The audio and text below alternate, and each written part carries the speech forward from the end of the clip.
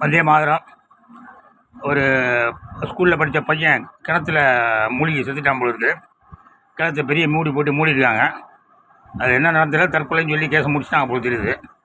ஆனால் பெற்றோர்கள் போய் பையனை காணுன்னு புகார் பண்ணும்போது சரியாக போலீஸ் விசாரிக்கல.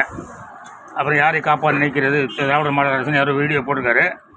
என்ன பண்ணணுன்னா, அந்த பள்ளிக்கூடத்தில் இருக்க வாத்தியாரங்க எல்லாரையும் லைனாக நிற்க வைக்கணும், லைனாக வெளியே நிற்க வைக்கணும்.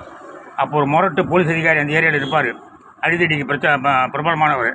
அவரை விட்டு அப்படியே அந்த க்யூவில் நிற்கிறானுங்க பார்த்தீங்களா, அந்த வாத்தியாரங்களெல்லாம் அப்படியே ஒரு பார்வை பார்த்துட்டு போனான். பார்த்தாச்சுன்னா ஒருத்தர் லேசாக அப்படி ஜெர்க்கான். அவன் தான் அந்த ஹோமோ6. அவன் தான் ஓரின சேர்க்கைக்கு இந்த பையனை பயன்படுத்தி அவனை கொலை பண்ணி, அதுக்கப்புறமா அந்த பையனை தீ வச்சு கெடுத்துட்டாங்க போலீஸு. அவங்க பாடியை வாங்க மாட்டேன்னு சொன்னாங்க போல தெரியுது. போலீஸ்காரங்களே இப்போ தீயை வச்சு கொளுத்துருக்கானுங்க.